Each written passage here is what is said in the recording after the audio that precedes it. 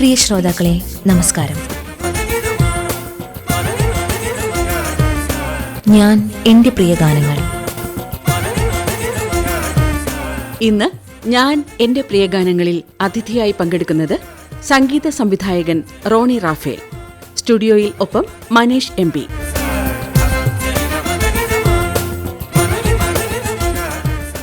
നമസ്കാരം പ്രിയ ശ്രോതാക്കളെ, ഞാൻ എൻ്റെ പ്രിയ ഗാനങ്ങളുടെ ഈ പുതിയ അധ്യായത്തിലേക്ക് ഏവർക്കും സ്വാഗതം. മലയാളികൾക്ക് വളരെ പ്രിയപ്പെട്ട ഒരു സംഗീത സംവിധായകനാണ് ഇന്നത്തെ അതിഥി, റോണി റാഫേൽ. ഹായ്, നമസ്കാരം. റോണി, ഇപ്പോൾ ഒരു പുതിയ വിശേഷം ബ്രേക്ക് ചെയ്തുകൊണ്ടാണ് നമുക്ക് അതിൽ തുടങ്ങാം അല്ലേ? വീണ്ടും പ്രിയദർശൻ സാറിൻ്റെ ഒരു സിനിമ ചെയ്യുകയാണ്. അതെ, അത് ഹിന്ദി മൂവിയാണ്. ഭൂത് ബംഗ്ല എന്നാണ് സിനിമയുടെ പേര്. അതിൻ്റെ ബാക്ക്ഗ്രൗണ്ട് സ്കോർ നടന്നുകൊണ്ടിരിക്കുന്നു. അക്ഷയ് കുമാറാണ് മെയിൻ ഹീറോ. അക്ഷയ് കുമാർ തന്നെയാണ് അതിൻ്റെ പ്രൊഡ്യൂസറും ഒക്കെ. സോ അതിൻ്റെ ഒരു ത്രില്ലിലും എക്സൈറ്റ്മെൻറ്റിലും ആണ് എൻ്റെ ബാക്ക്ഗ്രൗണ്ട് സ്കോർ നടക്കുന്നത്. 2001 മുതലാണ് വളരെ ലൈവായി റോണി ഉണ്ടെങ്കിലും പ്രിയദർശൻ സാറിൻ്റെ കൂടെ വരുമ്പോഴത്തേക്കെല്ലാം അത് വളരെ ശ്രദ്ധിക്കപ്പെടുന്നു. ഉറപ്പായിട്ടും അദ്ദേഹം ഒരു ലെജൻഡറി ഡയറക്ടറാണ് എന്നുള്ളത് കൊണ്ട് തന്നെ അതിന് ഒരു ന്യൂസ് വാല്യൂ ഉണ്ടാകുന്നു. ആ അസോസിയേഷൻ തുടങ്ങുന്നത് കാഞ്ചീവരത്തിലാണെന്ന് തോന്നുന്നു അല്ലേ? അതെ. അത് എങ്ങനെയായിരുന്നു? MG ശ്രീകുമാർ അദ്ദേഹത്തിൻ്റെ അസിസ്റ്റൻ്റായിട്ട് വർക്ക് ചെയ്യുന്ന ഒരു കാലത്താണ്. അതെ അതെ, തീർച്ചയായും. നേരത്തെ തൊട്ടുള്ള കാര്യങ്ങൾ പറയുകയാണെങ്കിൽ ഞാൻ പ്രിയൻ സാറിൻ്റെ സിനിമകളും അല്ലെങ്കിൽ അതുപോലെയുള്ള ലെജൻസിൻ്റെ സിനിമകളൊക്കെ നമ്മൾ ഭയങ്കര ആസ്വദിച്ചിട്ടുള്ളതാണ്. അപ്പോൾ ഒരു മ്യൂസിക് ഡയറക്ടർ ആവുമെന്നൊന്നും പ്രതീക്ഷിച്ചിട്ടില്ലെങ്കിലും കൊച്ചിലെ തൊട്ടുള്ളൊരു സ്വപ്നം അതാണ്. കാരണം ഞാൻ ജനിച്ച് വളർന്ന മ്യൂസിക് ഫീൽഡിലും കാര്യങ്ങളൊക്കെയാണ്. അതാണ് ഞാൻ കണ്ടു വളർന്നത്.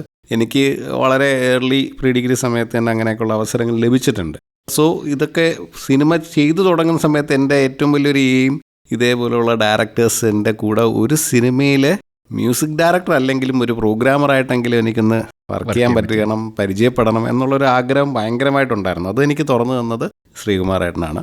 അദ്ദേഹത്തിൻ്റെ കൂടെ വർക്ക് ചെയ്യുന്ന കാലത്താണ് കാഞ്ചീവരം എന്ന് പറയുന്ന സിനിമ വരുന്നതും. അപ്പോൾ അതിൽ സോങ് ചെയ്ത സമയത്ത് ആക്ച്വലി ഞങ്ങൾ കണ്ടിട്ടില്ല. കാരണം ഞങ്ങൾ ട്രിവാൻഡ്രത്ത് വെച്ചാണ് കമ്പോസിങ്ങും എൻ്റെ ഓർക്കസ്ട്രേഷനൊക്കെ ചെയ്തത്. എൻ്റെ ബാക്ക്ഗ്രൗണ്ട് സ്കോർ ചെയ്യാൻ വേണ്ടി ചെന്നൈയിൽ ചെന്നപ്പോഴാണ് പ്രിയൻ സാറിനെ കാണുന്നതൊക്കെ.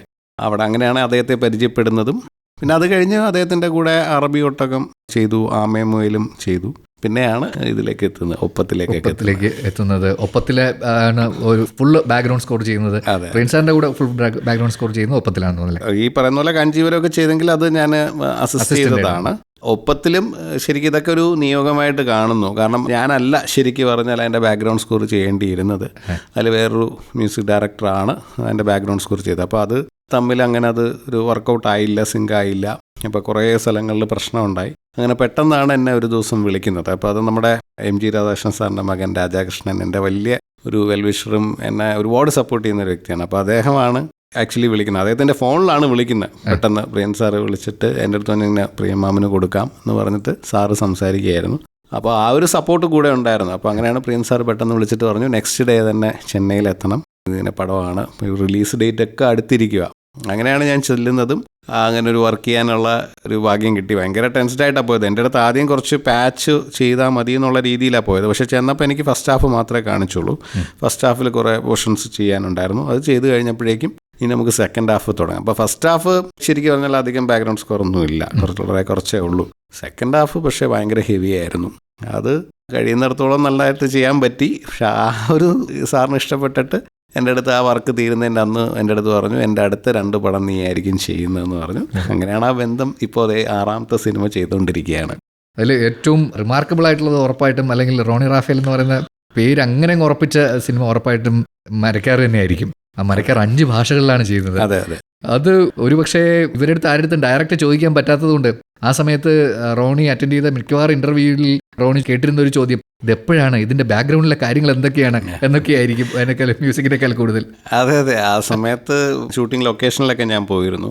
ഒരു സോങ് അവിടെ വെച്ചാൽ കമ്പത്. അപ്പോൾ അവിടെ വെച്ച് ലാലേട്ടനെ കണ്ടു, അതിന് ബാക്കിയുള്ള വിശേഷങ്ങളും അങ്ങനെയൊക്കെ ഒരുപാട്. തീർച്ചയായിട്ടും ഈ പടത്തിനെ കുറിച്ച് അങ്ങനെയൊക്കെ ഒരുപാട് ചോദ്യങ്ങളൊക്കെ ഉണ്ടായിട്ടുണ്ട്. സോ ആ ഒരു മൊമെൻറ്റ് ഞാൻ ഭയങ്കരമായിട്ട് എൻജോയ് ചെയ്തതാണ്. കാരണം ഞാൻ സ്വപ്നത്തിൽ പോലും വിചാരിച്ചിരുന്നതല്ല മരക്കാർ പോലുള്ള ഒരു സിനിമയിൽ ഒരു ചെറിയൊരു ഭാഗമെങ്കിലും ആവാൻ പറ്റും എന്നുള്ളത്. ആഗ്രഹിച്ചിരുന്നു. കാരണം ഞാൻ ആ സമയത്ത് പ്രിയൻ സാറിൻ്റെ വേറൊരു ഹിന്ദി പടം തന്നെയാണ് അപ്പോൾ ചെയ്തുകൊണ്ടിരുന്നത്. അനാമിക എന്ന് പറഞ്ഞ സിനിമ ചെയ്തുകൊണ്ടിരുന്നതുകൊണ്ട് അവിടെ പ്രീ പ്രൊഡക്ഷൻ വർക്ക് നടക്കുന്നുണ്ട്. അപ്പം ഒരു പാട്ടെങ്കിലും ചെയ്യാനായിട്ട് സാധിച്ചിരുന്നെങ്കിൽ എന്ന് മനസ്സിൽ ആഗ്രഹിച്ചു. പക്ഷെ ചോദിക്കാനുള്ളൊരു ധൈര്യം ഉണ്ടായില്ല. കാരണം ആ ഒരു ബന്ധം നഷ്ടപ്പെടുമോ, ഇല്ലെങ്കിൽ അത് ചിലപ്പോൾ അദ്ദേഹത്തിന് ഇഷ്ടപ്പെടുമോ എന്നൊക്കെയുള്ളൊരു പേടി മനസ്സിലുണ്ടായിരുന്നു. അതിന് മുമ്പ് നിമിർ എന്ന് പറഞ്ഞ പടം ചെയ്തു. പക്ഷേ ഇതൊന്നും ഇങ്ങനെ നമ്മൾ ആഗ്രഹം എവിടെയെങ്കിലുമൊക്കെ സൗകര്യമായിരിക്കുമല്ലോ. ഇപ്പോൾ നമ്മൾ കുന്നോളം ആഗ്രഹിച്ചാലേ ഇതൊന്നും പറയുന്ന പോലെയാണ്. ശരിക്കും അത്രയും ഞാൻ ആഗ്രഹിച്ചിട്ടുണ്ട്, അല്ലെങ്കിൽ അതിന് മേലെ ഞാൻ ആഗ്രഹിച്ചിട്ടുണ്ട്. പക്ഷെ അപ്പോൾ സാറ് ദൈവത്തെ പോലെ വന്ന് പെട്ടെന്ന് പറയുകയാണ്, എന്തായാലും നമ്മുടെ ഈ വർക്ക് തീരാറായി, 2 പാട്ട് റോണി ചെയ്യും മരക്കാറിൽ എന്ന് പറയുകയാണ്. പിന്നെ 2 പാട്ടെന്നുള്ളത് പിന്നെ ആ സിനിമയിലെ എല്ലാ പാട്ടും ചെയ്തു. അതിലെനിക്ക് വളരെ ഡിഫറൻ്റ് ആയിട്ട് തോന്നിയ പാട്ട്, അതിൽ എല്ലാ പാട്ടുകളും മലയാളികൾ എല്ലാം പാടി നടന്നൊരു പാട്ടാണ്. എങ്കിൽ എനിക്ക് വളരെ ഡിഫറൻ്റ് ആയിട്ട് തോന്നിയത് ഹരിശങ്കറിനെ കൊണ്ട് നെടുമുടി വേണുവിൻ്റെ പാടിച്ചതാണ്. അതെ അതെ അതെ, അതൊരു ക്ലാസിക്കൽ ഗാനമായതുകൊണ്ട് മാത്രമാണോ അത്? ക്ലാസിക്കൽ ഗാനം ആയതുകൊണ്ടാണ്. പിന്നെ ആദ്യം അത് കമ്പോസിങ് സമയത്ത് അതൊരു ഫീമെയിൽ സോങ് മാത്രമായിരുന്നു. പിന്നെയാണ് അത് പ്രിയൻ സാറ് നമുക്കതൊരു മെയിലും കൂടെ വേണം എന്ന് പറഞ്ഞത്. പിന്നെ അത് ഹരിശങ്കറിൻ്റെ ഐഡിയ ശരിക്കും പ്രിയൻ സാറിൻ്റെ തന്നെയായിരുന്നു. നമുക്ക് അങ്ങനെ ഒന്ന് പാടിച്ച് നോക്കിയാലോ. അപ്പോൾ എനിക്കൊരു ഡൗട്ട് ഉണ്ടായി, കാരണം അത് നെടുമുടി വേണുവാണ് അത് ചെയ്യുന്നത്. അപ്പോൾ കുറച്ചും കൂടെ ഹരിശങ്കറിൻ്റെ വളരെ ക്യൂട്ട് വോയിസ് ആണ്, ഒരു യങ് വോയിസ് ആണ്. അപ്പോൾ അത് ചേരുമോ എന്നൊക്കെയുള്ള. അപ്പോൾ എൻ്റെ അടുത്ത് സാർ പറഞ്ഞു, അത് നിൻ്റെ ചലഞ്ചാണ്, അതെങ്ങനെ പാടിച്ചെടുക്കുന്നു പോലെ ആയിരിക്കും. അതൊരു വലിയൊരു ഭാഗ്യം കൂടെ ഉണ്ടായത്, ഹരിശങ്കർ പല ദിവസം പാടാമെന്ന് പറഞ്ഞിട്ട് വയ്യാത്തതുകൊണ്ടൊന്നും പറ്റിയില്ല, കുറച്ച് നീണ്ടുപോയി. എന്നിട്ട് ഈ പാടാൻ വന്ന ദിവസവും പുള്ളിക്ക് സുഖമില്ല, ത്രോട്ട് ചെറിയ ഒരു മൂക്കടപ്പൊക്കെ ഉണ്ടായിരുന്നു. ഞാൻ പറഞ്ഞു, ഇതായിരിക്കും ചിലപ്പോൾ കറക്റ്റ്, നമുക്ക് ഇങ്ങനെ എടുക്കാം, അപ്പോൾ കുറച്ചും കൂടെ ഒരു ഹാർഡായിട്ട് ഫീൽ ചെയ്യുമെന്ന് പറഞ്ഞിട്ട് അങ്ങനെ എടുത്തതാണ്. പക്ഷെ അത് എല്ലാം കൊണ്ടും നന്നായിട്ട് വന്നു. ഞാൻ ശരിക്കും ഇതിൽ കണ്ടപ്പോഴത്തേക്കാണ് അത് ഹരിശങ്കറാണ് പാടിയിരിക്കുന്നത് മനസ്സിലായത്. അത്രയ്ക്ക് വളരെ വ്യത്യസ്തമായിട്ടൊരു ശബ്ദം, ഹരിശങ്കറിന്റെ ശബ്ദമാണെന്ന് തോന്നാത്ത, എന്നാൽ വളരെ ഗംഭീരമായിട്ടുള്ള ഒരു നിശ്ചലമാണ്. തീർച്ചയായും. അപ്പോൾ നമുക്ക് അതിൽ നിന്നൊരു പാട്ട് കേട്ടിട്ട് നമുക്ക് മുന്നോട്ട് പോയാലോ? തീർച്ചയായും. ഏത് പാട്ട് വയ്ക്കാം നമുക്ക്? എന്നാൽ പിന്നെ മരക്കാരെന്ന് തന്നെ കേൾക്കാം, ആദ്യം ഇളവയിൽ തന്നെ ആയിക്കോട്ടെ. അടിപൊളി, നമുക്ക് ആ പാട്ട് കേട്ടിട്ട് വരാം. ഈ സംഗീത യാത്ര ഒക്കെ തുടങ്ങുന്നത് വീട്ടിൽ നിന്ന് തന്നെയാണ്. തനിക്ക് കിട്ടിയിരിക്കുന്ന സംഗീതം ദൈവത്തിനെ സ്തുതിക്കാനുള്ളതാണ് എന്ന് വിചാരിക്കുന്ന ഒരു അച്ഛൻ, അവിടെ നിന്നാണ് താങ്കളുടെ സംഗീതം തുടങ്ങുന്നത്. ഒ.വി. റാഫേൽ, അദ്ദേഹത്തിനെ കുറിച്ച് പറഞ്ഞുകൊണ്ട് നമുക്ക് തുടരാം. തീർച്ചയായിട്ടും ഒരു മകനായിട്ട് അവിടെ ജനിച്ചതാണ് എൻ്റെ ഏറ്റവും വലിയ ഭാഗ്യം. എന്നെ അത്രയും പ്രോത്സാഹിപ്പിച്ച് ഈ ഒരു ഇതിലേക്ക് വിട്ടത് എൻ്റെ ഡാഡിയും മമ്മിയും 2 പേരും കൂടെ ചേർന്നാണ്. കാരണം ഞാൻ ജനിച്ച് വളർന്നപ്പോൾ തൊട്ട് കേൾക്കുന്നതെല്ലാം ഈ പാട്ടുകളും കാര്യങ്ങളും ആണ്. ഈ പറയുന്ന പോലെ ആദ്യത്തെ കീബോർഡ് പോലും മീൻസ് വെൽസൺ എന്ന് പറഞ്ഞിട്ട്, എനിക്കൊന്ന് കേരളത്തിലെ തന്നെ ആദ്യത്തെ കീബോർഡാണ്, 1970 മുതൽ വീട്ടിൽ ഉള്ള കീബോർഡാണ്. അപ്പോൾ പല ലെജൻസ് ആയിട്ടുള്ളവർ പറഞ്ഞു കേട്ടോ, ഞങ്ങൾ റോണിയുടെ വീട്ടിൽ വന്ന് വെയിറ്റ് ചെയ്യുമായിരുന്നു ഈ കീബോർഡിന് വേണ്ടിയിട്ട്. മാത്രമല്ല പണ്ടത്തെ ഗാനമേളയിൽ ഇലക്ട്രോണിക് കീബോർഡ് എന്നൊക്കെ വെച്ചിട്ട്, അപ്പോൾ ഈ ഒരു കീബോർഡേ ഉള്ളൂ, ഇലക്ട്രോണിക് കീബോർഡ് ഉപയോഗിച്ചുള്ള ഗാനമേള. അതെ അതെ. അപ്പോൾ അത് കേരളത്തിൻ്റെ അങ്ങോളം ഇങ്ങോളം പ്രോഗ്രാം നടത്തിയിട്ടുണ്ട്. ഒരെണ്ണം വന്നു കഴിഞ്ഞാൽ അടുത്ത ആ കീബോർഡിന് വേണ്ടി വെയിറ്റ് ചെയ്യുകയും, അപ്പോൾ അത്രയും വല്ലവരും പറഞ്ഞൊക്കെ അറിയാം. അപ്പോൾ അങ്ങനെയുള്ളൊരു വീട്ടിലാണ് ഞാൻ ജനിച്ചത്. പിന്നെ ജനിച്ച് കേൾക്കുന്നത് കൂടുതലും ഡിവോഷണൽ സോങ്സ് ആയിരുന്നു. മമ്മി ടീച്ചറായിരുന്നു, എന്നാൽ പോലും മമ്മിയും പാട്ട് എഴുതും. സോ മൊത്തത്തിൽ കലാപരമായിട്ട് അങ്ങനെ ഒരു ഫീൽഡാണ്. ഡാഡിയുടെ ബ്രദേഴ്സ് ആണെങ്കിലും കലാകാരന്മാരാണ്, മമ്മിയുടെ സൈഡിലും അങ്ങനെയുണ്ട്. അപ്പോൾ എല്ലാം കൂടെ ചേർന്നൊരു കലാകുടുംബം എന്ന് തന്നെ പറയാം.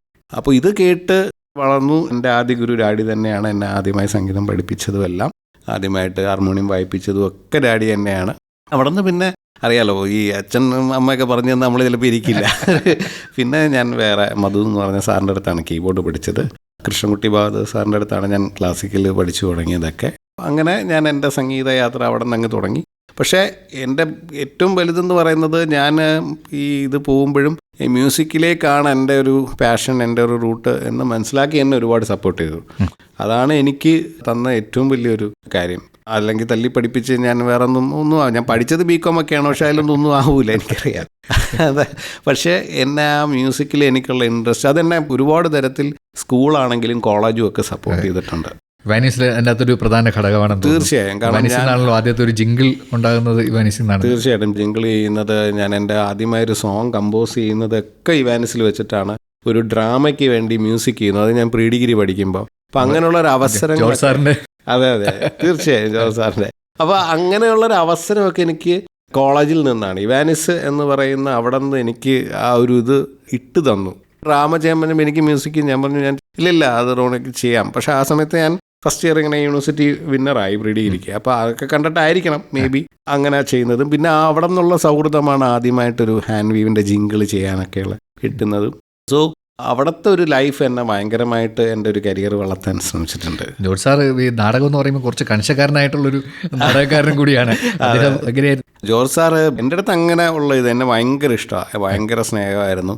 കോളേജിലെ നാടകവും അപ്പുറത്ത് അവിടെ സെമിനാരി ഉണ്ട്, അവിടുത്തെ നാടകങ്ങൾക്ക് ഞാൻ മ്യൂസിക് കേട്ടിട്ടുണ്ട്.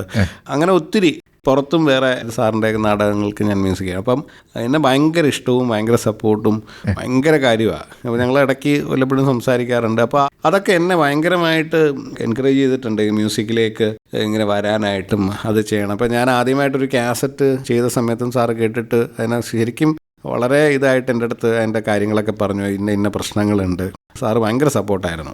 സാറ് ഒരു സംവിധായകൻ എന്ന വലിയൊരു ക്രിട്ടിക്കാണെന്ന് എനിക്ക് പലപ്പോഴും തോന്നിയിട്ടുണ്ട്. തീർച്ചയായും കോളേജിൽ എനിക്ക് ആ സമയത്ത് ഞാൻ പഠിച്ചത് കോമേഴ്സ് ആണെങ്കിലും എൻ്റെ കൂടുതൽ ഇംഗ്ലീഷ് ഡിപ്പാർട്ട്മെൻറ്റിലായിരുന്നു ഞാൻ കറങ്ങി നടക്കുന്നത് ഒക്കെ. അപ്പോൾ അവിടുത്തെ പല സാറുമാരായിട്ടും, അവിടുത്തെ ജേക്കബ് സാറുണ്ട്, ഒരുപാട് സാറുമാരുണ്ട്, ഇവരൊക്കെ ആയിട്ട് ഭയങ്കര കമ്പനിയും. ഇവരൊക്കെ ശരിക്കും പറഞ്ഞാൽ ഒരു സ്റ്റുഡൻ്റ് ആണെങ്കിലും ഒരു മകനെ പോലെ അങ്ങനെയാണ് നമ്മളെയൊക്കെ കണ്ടതും കൊണ്ടു നടന്നതും. പിന്നെ ഇവരെല്ലാം ഡാഡിയായിട്ടും പരിചയമുണ്ട്. അപ്പോൾ വീട്ടിൽ വരും. ആ സമയത്ത് കോളേജായിട്ട് ബന്ധപ്പെട്ട് എന്തുണ്ടെങ്കിലും ഒന്നില്ലെങ്കിൽ ഡാഡി ആയിരിക്കും, ഇല്ലെങ്കിൽ ഞാനായിരിക്കും ചെയ്യുന്നത്. അങ്ങനെയൊക്കെ ഒത്തിരി ഇതുണ്ടായിരുന്നു. അപ്പോൾ ശരിക്കും പറഞ്ഞാൽ കോളേജ് ലൈഫ് ഞാൻ ഭയങ്കരമായിട്ട് എൻജോയും ചെയ്തു. എൻ്റെ കരിയർ വളർത്താൻ ഭയങ്കരമായിട്ട് സാധിക്കുകയും ചെയ്തു. അവിടെ നിന്ന് നേരെ പോകുന്നത് പിന്നെ ഒരു നിര മികച്ച സംവിധായകർ, തൊട്ടു മുന്നത്തെ തലമുറയിലെ മികച്ച സംവിധായകരുടെ കൂടെയൊക്കെ അസിസ്റ്റ് ചെയ്യാനുള്ളൊരു സാഹചര്യം ഉണ്ടാകുന്നു. മോഹൻ സിത്താര, ഔസേപ്പച്ചൻ, അർജുനൻ മാഷ് ഒക്കെ ആയിട്ട് സഹകരിക്കാനുള്ളൊരു സാധ്യത ഉണ്ടാകുന്നു. ആ ഓർമ്മകളൊന്ന്. തീർച്ചയായും. അതായത് പ്രീ ഡിഗ്രിക്ക് പഠിക്കുമ്പോൾ തന്നെയാണ് റെക്കോർഡിംഗ് ആയിട്ട് ആദ്യം ഞാൻ കാർത്തിക സ്റ്റുഡിയോയിൽ റെക്കോർഡ് ചെയ്യുന്നത്. അത് ശരിക്കും പറഞ്ഞാൽ ബിച്ചു തിരുമരാങ്കളാണ് എൻ്റെ മ്യൂസിക്. അപ്പോൾ ഞാൻ എൻ്റെ കീബോർഡ് വായിക്കാനായിട്ട് പോയതാണ്. അപ്പോൾ അവിടെ വെച്ച് അർജുന മാഷിൻ്റെ മകൻ അനിച്ചേട്ടനെ കാണുന്നു. അതിന് മുമ്പ് ഞാൻ കണ്ടിട്ടുണ്ട്, ഡാഡിയുടെ വർക്കായിട്ട് ബന്ധപ്പെട്ട് സ്റ്റുഡിയോയിൽ പോയ സമയത്ത് അദ്ദേഹത്തെ പരിചയപ്പെട്ടിട്ടുണ്ട്. പക്ഷെ അത്രയും അങ്ങനെ പരിചയപ്പെട്ടില്ല. അതിന് ശേഷമാണ് ഞാൻ അദ്ദേഹമായിട്ടും അടുപ്പമാവുന്നതും. പിന്നെ ആ സമയത്ത് തന്നെ വേറൊരു വർക്കും ഞാൻ അവിടെ ചെയ്തു. അത് എൻ്റെ മ്യൂസിക്കിലൊരു വർക്ക് അവിടെ ചെയ്യാൻ ഇതുണ്ടായി. അങ്ങനെ കുറച്ചും കൂടെ അടുപ്പമായി. ഇതെല്ലാം കഴിഞ്ഞ് ഞങ്ങൾ കോളേജിൽ നിന്ന് കുറച്ച് പേര് ചേർന്ന് ഒരു ആൽബം ഉണ്ടാക്കി. കോളേജിൽ അന്ന് നമ്മുടെ സീനിയേഴ്സായിട്ട് പഠിച്ചവരും ഞാനാണ് മ്യൂസിക് ചെയ്തത്. എൻ്റെ കൂടെ ഉണ്ടായിരുന്ന ജോർജ് മാത്യു, ഞങ്ങൾ ഒന്നിച്ച് പഠിച്ച ആ പുള്ളിയാണ് ലിറിക്സ് എഴുതിയത്. അന്ന് വിധു പ്രതാപ്, വിധു എൻ്റെ ജൂനിയറാണ് സ്കൂൾ തൊട്ടേ. അപ്പോൾ വിധു അവിടെ ഉണ്ട്, പിന്നെ മഞ്ജു തോമസ്, അങ്ങനെ ഇവരെല്ലാവരും കൂടെ ചേർന്ന് ഞങ്ങളൊരു ആൽബം ചെയ്തു. ആ റെക്കോർഡിങ് അന്ന് അനിച്ചേട്ടൻ ആരബി എന്ന് പറഞ്ഞ സ്റ്റുഡിയോ തുടങ്ങി. അപ്പോൾ അവിടെ പോയി ഞങ്ങൾ റെക്കോർഡ് ചെയ്തു. അന്ന് ഋതം വായിക്ക് നിന്നില്ല, മരിച്ചുപോയി മുരുകൻ എന്ന് പറഞ്ഞ മുരുകൻ ചേട്ടൻ ഉണ്ടായിരുന്നു. അപ്പം ബാക്കി ഈ ഫീൽഡിൽ വായിക്കുന്ന ആർട്ടിസ്റ്റുകളൊക്കെ അന്ന് എനിക്ക് വേണ്ടി വായിച്ചിരുന്നു. ആ വർക്ക് ശരിക്കും പറഞ്ഞാൽ എനിക്കന്ന് ഇതിൻ്റെ എങ്ങനെയാണ് ഇത്, നമ്മളെ സംബന്ധിച്ചോളം നമ്മൾ ചെയ്യുന്നത് നല്ലതാണ്, പക്ഷെ പുറത്ത് കേൾക്കുന്നവർക്ക് ഇത് എങ്ങനെയാണ് എന്നൊന്നും എനിക്കറിയില്ല. പക്ഷേ ഈ കൂടെ വന്നിരുന്ന ആർട്ടിസ്റ്റുകളും അനിച്ചേട്ടൻ ഉൾപ്പെടെ എല്ലാവർക്കും എൻ്റെ വർക്ക് ഭയങ്കരമായിട്ട് ഇഷ്ടപ്പെട്ടു. അപ്പോൾ ഞാൻ കോളേജിൽ പഠിക്കുക. അത് കഴിഞ്ഞ ഉടനെ തന്നെ കുറച്ച് ദിവസത്തിനകത്ത് ഈ മുരുകൻ ചേട്ടൻ ആക്ച്വലി പുറത്ത് വേറൊരു സിനിമയുടെ റെക്കോർഡിങ്ങിന് കീബോർഡ് വയ്ക്കും. ഞാൻ പറഞ്ഞു, എൻ്റെ മുരുകൻ ചേട്ടാ എനിക്കതൊന്നും അറിയില്ല, ഞാൻ കോളേജിൽ പഠിക്കുകയാണ്, വരാൻ പറ്റില്ല എന്നൊക്കെ പറഞ്ഞ് ഞാൻ ഒഴിഞ്ഞു. പക്ഷേ പാഷനും ആ ഒരു ഡെഡിക്കേഷനും എനിക്കുണ്ട്. പക്ഷേ സ്റ്റിൽ ഞാൻ ചെയ്യുന്നത് അത്രയും നല്ലതാണോ എന്നൊന്നും എനിക്കറിയില്ലാത്തൊരു പ്രായമാണ്. അപ്പോൾ ആ സമയത്ത് ഒരുപാട് ജിങ്കിൾസ് എനിക്ക് വരുന്നുണ്ട്, അതൊക്കെ ഞാൻ പോയി ചെയ്യുന്നുണ്ട്. പക്ഷേ വേറെ ആരുടെയും വർക്ക് ഞാൻ അങ്ങനെ പോയി ചെയ്യാറില്ല. അപ്പോഴാണ് പറഞ്ഞത് അതല്ല, കുറേ കൂടെ എക്സ്പീരിയൻസ് ആവും എന്ന് പറഞ്ഞിട്ട് ശരിക്കും പറഞ്ഞാൽ ആദ്യം വൈപ്പിൻ സുരേന്ദ്രൻ മാഷിൻ്റെ ഒരു നാടകത്തിനാണ് അനിച്ചേട്ടൻ കൊണ്ടാക്കുന്നത്. അപ്പോൾ അദ്ദേഹത്തിനെ നമ്മൾ പലപ്പോഴും കേട്ടിട്ടുണ്ട്. ഇവരെല്ലാം പറഞ്ഞു ഭയങ്കര ടെററാണ്, ഭയങ്കര ഇതാണ്. ഞാൻ പറഞ്ഞു, എന്നെ അങ്ങനെ കൊണ്ടാക്കരുത്, പക്ഷെ ഒരു കുഴപ്പമില്ല, നീ ധൈര്യമായിട്ട് വാ എന്ന് പറഞ്ഞാൽ ആരബിയിൽ ആദ്യമായിട്ട് അദ്ദേഹത്തിൻ്റെ വർക്കിനാണ് വായിക്കുന്നത്. അത് കഴിഞ്ഞാണ് അർജുനൻ മാഷിൻ്റെ വർക്കിന് അനിച്ചേട്ടൻ തന്നെയാണ് മാഷിൻ്റെ വർക്ക്. അതും എനിക്ക് ഭയങ്കര പേടിയായിരുന്നു. പക്ഷേ മാഷിനെ എന്നെ നേരത്തെ അറിയാം. പിന്നെ മാഷിൻ്റെ അവിടെ നിന്ന് തുടങ്ങി മരിക്കുന്ന വരെയുള്ള ഒട്ടുമുക്കാൽ വർക്കുകളും ഞാൻ തന്നെയാണ് ഓർക്കസ്ട്രേഷൻ എല്ലാം ചെയ്തിരിക്കുന്നത്. അതൊരു ഭയങ്കര ഒരു അച്ഛൻ തുല്യമാണ്. മാഷ് നമ്മുടെ വീട്ടിലെ എല്ലാ കാര്യത്തിനും ഉണ്ടാവും, ഒരു ഫാമിലി ആൾ തന്നെയാണ്. അപ്പോൾ ആ ഒരു ബന്ധം മാഷായിട്ടുണ്ടായി. പിന്നെ ദേവരാം മാഷിൻ്റെ വർക്കിന് ഞാൻ കീബോർഡ് വായിക്കാൻ പറ്റിയിട്ടുണ്ട്. അപ്പോൾ അങ്ങനെയുള്ള കുറേ ഭാഗ്യം എനിക്ക് ഉണ്ടായിട്ടുണ്ട്. പിന്നെയാണ് മോഹൻ സിത്താര അദ്ദേഹത്തിലേക്കൊക്കെ ചെല്ലുന്നത്. നമുക്ക് ഒരു പാട്ട് കേട്ടിട്ട് തുടർന്ന് സംസാരിക്കാം. ഏത് പാട്ട് പറയും? അങ്ങനെ എനിക്കൊരു പ്രിയപ്പെട്ട പാട്ടെന്ന് പറയുന്നത് എല്ലാം പ്രിയപ്പെട്ടതാണ്, എന്നാലും വെണ്ണിലാവിന് എനിക്കൊരു ഭയങ്കരമായിട്ട് ടച്ച് ചെയ്ത സോങ്ങാണ് ഞാൻ ചെയ്തതിൽ. എല്ലാവരും ഒരേപോലെ അങ്ങനെ ഇഷ്ടപ്പെട്ടു എന്ന് പറഞ്ഞൊരു സോങ്ങിലൊന്നാണ് അത്. എന്നാ കേൾക്കാം. ഈ ആളൊരുക്കത്തിൻ്റെ കാര്യം പറയുമ്പോൾ ഏറ്റവും ഡിഫറെൻ്റ് ആയിട്ടുള്ള ഒരു പാട്ടായിരുന്നു ആളൊരുക്കത്തിലെ ഒരിടത്ത് ഒരു പുഴയുണ്ട് എന്നുള്ളൊരു പാട്ട്. വിദ്യാരംഗ മാഷാണ് അത് പാടിയിരിക്കുന്നത്. വളരെ ഡിഫറെൻ്റ് ആയിട്ടൊരു പടവുമായിരുന്നല്ലോ ആളൊരുക്കം. അതെ, ആ വർക്കിനെ കുറിച്ചൊന്ന് പറയാം. അത് ഭയങ്കരമായിട്ട് ഞാൻ സാറ്റിസ്ഫാക്ഷൻ തന്നൊരു വർക്കാണ്. ആളൊരുക്കം സിനിമ അതിൻ്റെ പ്രൊഡക്ഷൻ കൺട്രോളറായിരുന്ന SL പുരം പ്രദീപേട്ടൻ ത്രൂ ആണ് എനിക്ക് വരുന്നത്. എനിക്ക് അതിന് മുമ്പ് അഭിലാഷേട്ടനെ അറിയില്ല, പ്രദീപേട്ടനെ എനിക്ക് നേരത്തെ അറിയാം. അങ്ങനെയാണ് രണ്ടുപേരും. ഞാനൊന്ന് ഫ്ലാറ്റിൽ വന്ന് ഈ സബ്ജക്റ്റ് സംസാരിക്കുന്നത് എനിക്ക് ഭയങ്കരമായിട്ട് എനിക്ക് ഇഷ്ടപ്പെട്ടു. ഭയങ്കര ഡിഫറെൻ്റ് ആയിട്ടുള്ള സബ്ജക്റ്റും, പിന്നെ അത് ഇന്ദ്രൻ സേട്ടനാണ് ചെയ്യുന്നതും. ഇന്ദ്രൻ സേട്ടനെ എനിക്ക് വളരെ നേരത്തെ തന്നെ അറിയാം. അപ്പോൾ അതൊരു സബ്ജക്റ്റിൻ്റെ കാര്യം വന്ന് ആ സോങ്ങിൻ്റെ സിറ്റുവേഷനൊക്കെ പറഞ്ഞപ്പോൾ തന്നെ എനിക്ക് ഭയങ്കരമായിട്ട് ചെയ്യാനായിട്ടും ഒരു ഭയങ്കര രസമുള്ളൊരു സബ്ജക്റ്റ്. അങ്ങനെയാണ് ആ ഒരു പാട്ടിലേക്ക് കടക്കുന്നത്. അപ്പോൾ ഇതിൻ്റെ ഒരിടത്തൊരു പുഴയുണ്ട് എന്നുള്ളത് എനിക്ക് തോന്നുന്നു അഭിലാഷേട്ടൻ തന്നെ പറഞ്ഞൊരു വരിയാണ് ആദ്യം. അങ്ങനെ എഴുതുന്ന ആളാണല്ലോ. അതെ, അങ്ങനെ ഒരു ഇതിൽ തുടങ്ങി അങ്ങനത്തെ. അപ്പോൾ അതൊരു ഡിഫറെൻ്റ് ആയിട്ട് ചെയ്യണം എന്ന് എനിക്ക് തോന്നി, യൂഷ്വലായിട്ട് കേൾക്കാത്ത. അപ്പോൾ അതൊരു കാഴ്ചയില്ലാത്ത തെരുവിൽ പാടുന്ന ടൈപ്പ് ഓഫ് ഒരു സോങ് ആണ്. അപ്പോൾ ആ സോങ് അങ്ങനെ പോകുന്നെങ്കിലും ഒരുപാട് ഡെപ്തുള്ളൊരു സിറ്റുവേഷനാണ്.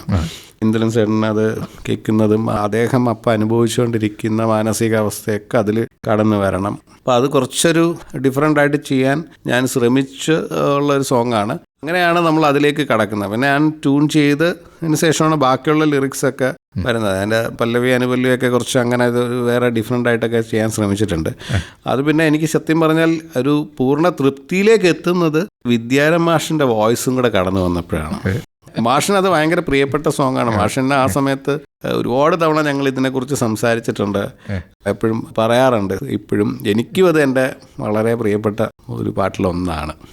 അത്തരത്തിലുള്ള ഡിഫറെൻ്റ് ആയിട്ടുള്ള സിനിമ തന്നെയായിരുന്നു നേരത്തെ സൂചിപ്പിച്ച രാജീവ് നാഥ് അദ്ദേഹത്തിൻ്റെ ഹെഡ് മാസ്റ്റർ എന്ന് പറയുന്ന സിനിമ.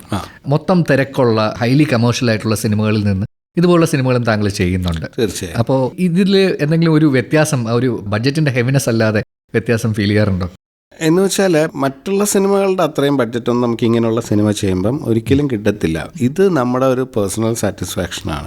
ഇപ്പോൾ ഞാൻ RJ പ്രസാദ് എന്ന് പറഞ്ഞ ഡയറക്ടറിൻ്റെ മൂവി ചെയ്തിരുന്നു. എനിക്കതിന് ഈ വർഷം ഇന്ത്യ ഇൻ്റർനാഷണൽ ഫിലിം ഫെസ്റ്റിവൽ അവാർഡിന് ബെസ്റ്റ് മ്യൂസിക് ഡയറക്ടർ അവാർഡുണ്ട്. അതും ഇതേപോലെ ഭയങ്കര ഡിഫറെൻ്റ് ആയിട്ടുള്ള അതിമനോഹരമാണ് അതിൻ്റെ വിഷ്വൽസൊക്കെ. അദ്ദേഹം തന്നെയാണ് ക്യാമറയും വർക്ക് ചെയ്തിരിക്കുന്നത്. അപ്പം ഇങ്ങനെയുള്ള മൂവീസ് ചെയ്യുമ്പോൾ നമുക്ക് മ്യൂസിക്കിനുള്ള സ്കോപ്പ് കൂടുതലാണ്. നമ്മുടെ ഒരു ക്രിയേറ്റിവിറ്റി കൂടുതലായിട്ട്, മറ്റേലൊന്നും ക്രിയേറ്റിവിറ്റി വേണ്ടെന്നല്ല, മറ്റേത് ഇപ്പോൾ ഒരു സിറ്റുവേഷന് നമ്മൾ അത് പേർപ്പസ്ഫുൾ നമ്മൾ അങ്ങനെ എടുത്തൊരു സാധനം അങ്ങനെ ചെയ്യണം. ഇതിൽ നമുക്ക് എന്തെങ്കിലും എക്സ്പെരിമെൻ്റിൽ ചെയ്യാൻ പറ്റും. എക്സ്പെരിമെൻ്റ് ഇൻ ദ സെൻസ് ചിലപ്പോൾ ഏതെങ്കിലും സിംഗിൾ ഇൻസ്ട്രുമെൻ്റ് വെച്ചിട്ട് നമുക്ക് എന്തെങ്കിലും ചെയ്യാൻ പറ്റും, ഒരുപാട് ടോൺസ് ഇല്ലാണ്ട്.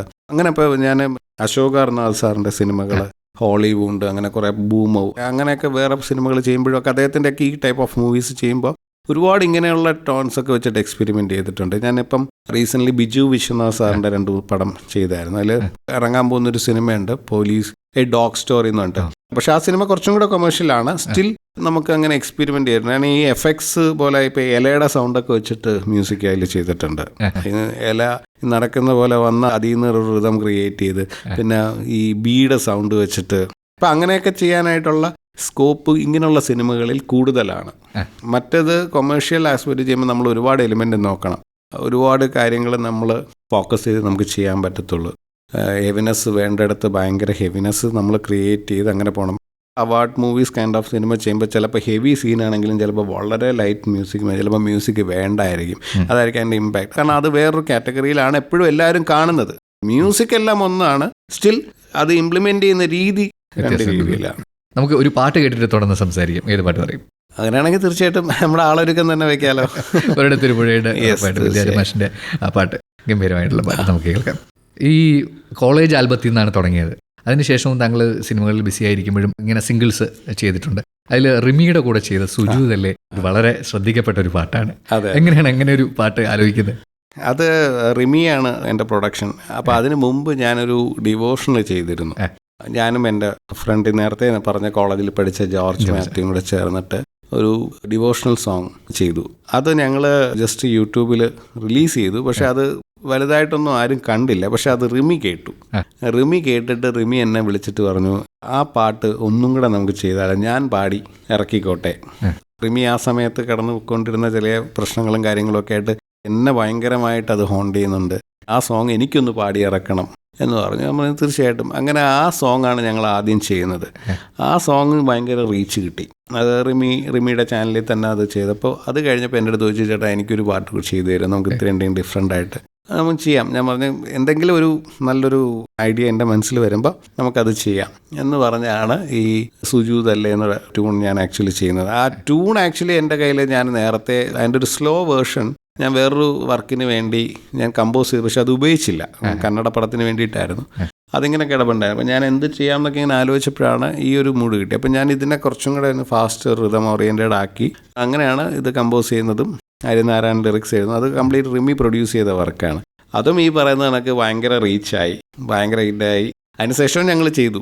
ഒരു പക്ഷേ ആ സമയത്ത് കിട്ടിയ ഒരു വലിയ ഒരു സിംഗിളിന് കിട്ടുന്ന യൂട്യൂബിൽ മാത്രം റിലീസ് ചെയ്ത ഒരു സിംഗിൾ ഇടുന്ന ഒരു വലിയ ഹിറ്റ് ആയിരിക്കും. മാത്രമല്ല അതെനിക്ക് തോന്നുന്നു കോവിഡ് ടൈമൊക്കെയാണ്. അതെ. അപ്പോൾ അത് ഭയങ്കര റീച്ച് കിട്ടിയ ഒരു സോങ് ആണ്. റിമിക്കും അത് ഭയങ്കര ഇതായിരുന്നു. അതിനുശേഷം ഞങ്ങൾ പിന്നെ ഒരെണ്ണം കൂടി ചെയ്തു. അത് പിന്നെ നമ്മൾ സിനിമയുടെ തന്നെ ഞാൻ ചെയ്ത പാട്ട് തന്നെ റിമി പാടിയത് തന്നെയാണ്. അത് നമ്മളൊന്നും കൂടെ റീക്രിയേറ്റ് ചെയ്തു എന്നുള്ളൂ. അത് കഴിഞ്ഞ് റിമി ഇടയ്ക്ക് ഇതേപോലെ ഇപ്പോഴും പറയുന്നുണ്ട് ചേട്ടാ, ഞാൻ പറയുന്നത് ഓക്കെ വരട്ടെ ചെയ്യാൻ പറഞ്ഞാൽ അതുപോലെ നല്ലൊരു മൊമെന്റിൽ നല്ല ഐഡിയ സമയത്ത് അതെ അങ്ങനെ ഒന്ന് വീണ് കിട്ടണം. അല്ലാണ്ട് നമ്മൾ ചുമ്മാ വരിക്കൂരി ചെയ്തുകൊണ്ടിരുന്നിട്ട് കാര്യമില്ല. ബി കെ ഹരിനാരായണനുമായിട്ടുള്ള ഒരു അസോസിയേഷൻ വളരെ പ്രത്യേകിച്ച് പറയേണ്ടതുണ്ട്. മിക്കവാറും നല്ല പാട്ടുകളെല്ലാം, എല്ലാ പാട്ടുകളും എന്നല്ല, എനിക്ക് കൂടുതൽ പാട്ടുകൾ ഒരുപക്ഷെ ഹരിയാണ് ലിറിക്സ് എഴുതിയിരിക്കുന്ന. അദ്ദേഹമായിട്ടുള്ളൊരു അസോസിയേഷൻ. ഹരി ഭയങ്കര എന്താണ് കംഫർട്ടായിട്ടുള്ളൊരു ലിറിക്സിസ്റ്റാണ്. നമ്മൾ കൊടുക്കുന്ന ട്യൂണ് ഒരു മടിയില്ലാണ്ട് എത്ര വേണമെങ്കിലും അതിൻ്റെ ഓപ്ഷൻസ് നമ്മൾ പറഞ്ഞ ഹരി നമുക്ക് ഒരു ചേഞ്ച് വേണം ഇത് എന്നൊക്കെ പറഞ്ഞാൽ ഹരി അതിനപ്പം റെഡിയാണ്. അപ്പോൾ എനിക്കത് ഒന്നാമത് ഇത് പണ്ടത്തെ ഒരു മ്യൂസിക്കിൻ്റെ ഇതിൽ നിന്നൊക്കെ നമ്മൾ മാറി. ഇപ്പോഴും നമ്മൾ കമ്പോസ് ചെയ്ത് നമ്മൾ കൂടുതൽ എല്ലാവരും പറയുന്നതാണ് സൗണ്ടിങ്, ഇതെന്താണ് ഈ സൗണ്ടിങ്. പക്ഷേ തീർച്ചയായിട്ടും ഈ സൗണ്ടിങ് എന്നുള്ളൊരു സാധനം അതിൻ്റെ അകത്തുണ്ട്. അത് വരുമ്പോഴാണ് അതിനൊരു ഭംഗി. ഇപ്പം ലിറിക്സും പാട്ടും എല്ലാം ഒത്തുചേരുമ്പോഴാണ് അതിനൊരു ഭംഗി ഉണ്ടാകുന്നത്. എന്തെങ്കിലും ഒരു വാക്ക് എഴുതി ഒരു ട്യൂൺ ചെയ്തത് കൊണ്ട് അതിൻ്റെ അകത്ത് ഒന്നും ഉണ്ടാവുന്നില്ല. അല്ലെങ്കിൽ ഒരു ട്യൂൺ നന്ന പാടിയത് കൊണ്ട് ആർക്കും എന്തെങ്കിലും ഒന്നും മനസ്സിലാവില്ല. അതിനൊരു നല്ല വരി വരുമ്പോഴേ പൂർണ്ണത ഉണ്ടാകത്തുള്ളൂ. അതേപോലെ ആ സിംഗറും വളരെ ഇമ്പോർട്ടൻ്റ് ആണ്. സോ ഈ സിംഗർ വരണമെങ്കിൽ ഈ പറയുന്ന ആദ്യം ഈ രണ്ട് സംഭവം ഉണ്ടാണ്. അപ്പോൾ ആ ലിറിക്സ് റൈറ്ററും മ്യൂസിക് ഡയറക്ടറും തമ്മിലുള്ള ഒരു കോമ്പിനേഷൻ, ആ റാപ്പ് ഭയങ്കര വലുതാണ്. അപ്പോൾ അത് ഹരിയായിട്ട് എനിക്ക് നല്ല രീതിയിലുണ്ട്. എല്ലാവരുമായിട്ടും ഉണ്ട്, ആരെയും മോശം പറയുന്നില്ല. പിന്നെ ഹരിയായിട്ടാണ് കൂടുതൽ ചെയ്യാനായിട്ടുള്ള അവസരങ്ങൾ ഉണ്ടായിട്ടുള്ളത്. ഇപ്പം ഞങ്ങൾ അതിനുശേഷം ഒരുപാട് ചെയ്തു. ഇപ്പം കോട്ടയത്ത് ഒരു FM ചാനലിൻ്റെ തീം മ്യൂസിക് ഒക്കെ ഹരിയാണ്, അതിൻ്റെ ജിങ്കിൾസ് എഴുതിയേക്കുന്ന ഹരിയാണ്. അങ്ങനെ ഒരുപാട് വർക്ക് നമ്മൾ ചെയ്യുന്നുണ്ട്. സിനിമയിലെ പാട്ടുകളെക്കാൾ കൂടുതൽ ചെയ്തിരിക്കുന്ന ബാക്ക്ഗ്രൗണ്ട് സ്കോറാണ്. പൊതുവെ പാട്ടുകൾ കൂടുതൽ പേരിൽ എത്തുന്നതുകൊണ്ട് പലപ്പോഴും ബാക്ക്ഗ്രൗണ്ട് സ്കോർ ചെയ്യുന്നത് ആൾക്കാർ അങ്ങനെ ശ്രദ്ധിച്ചു എന്ന് വരില്ല. ഒരു പക്ഷേ ആ സിനിമയുടെ മൊത്തം മൂഡിനെയും കൈകാര്യം ചെയ്യുന്നത് ബാക്ക്ഗ്രൗണ്ട് സ്കോർ ചെയ്യുന്ന ആൾക്കാരാണ്. അപ്പോൾ അത്തരത്തിലൊരു വ്യത്യാസം ഫീൽ ചെയ്തിട്ടുണ്ടോ അങ്ങനെ ഒരു റീച്ചിൻ്റെ കാര്യത്തിൽ, ആൾക്കാർ റെക്കഗ്നൈസ് ചെയ്യുന്ന കാര്യത്തിൽ? തീർച്ചയായും അതുകൊണ്ട്.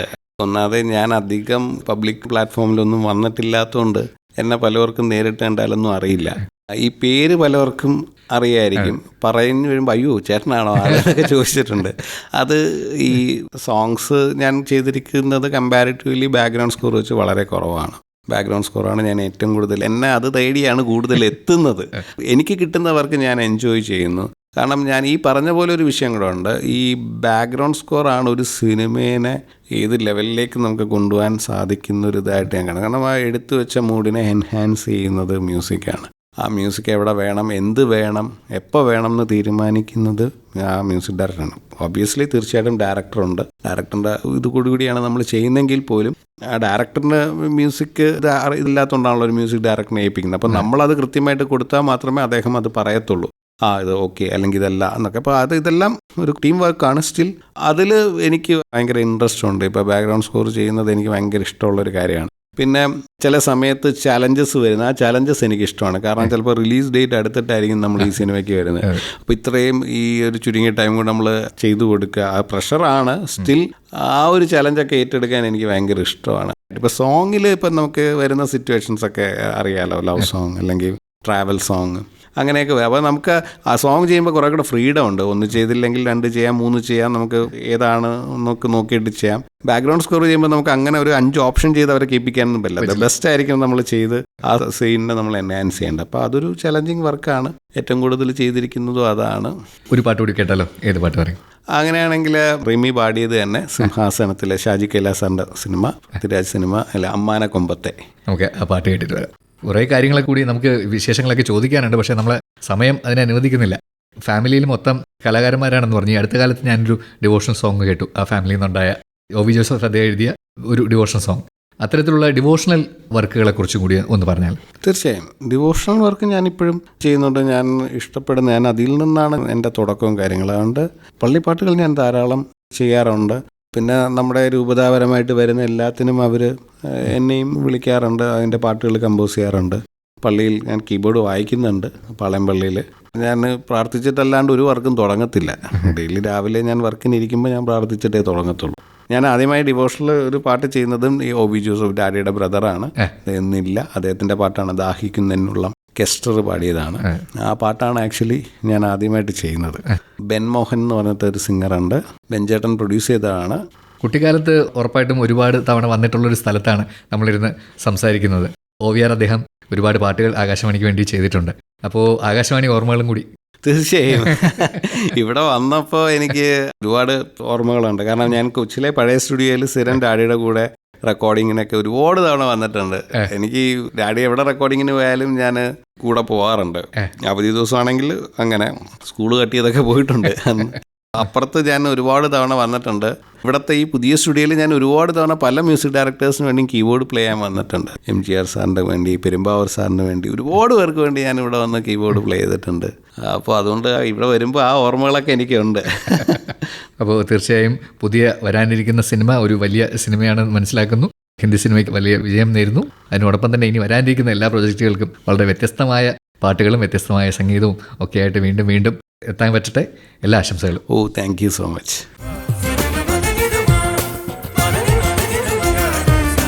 സംഗീത സംവിധായകൻ റോണി റാഫേൽ അതിഥിയായി പങ്കെടുത്ത ഞാൻ എന്റെ പ്രിയഗാനങ്ങളാണ് ഇതുവരെ കേട്ടത്. ഞാൻ എന്റെ പ്രിയഗാനങ്ങൾ നിർവഹണം മനീഷ് MP. നിർവഹണ സഹായം വിഷ്ണുമോഹൻ വെള്ളനാട്.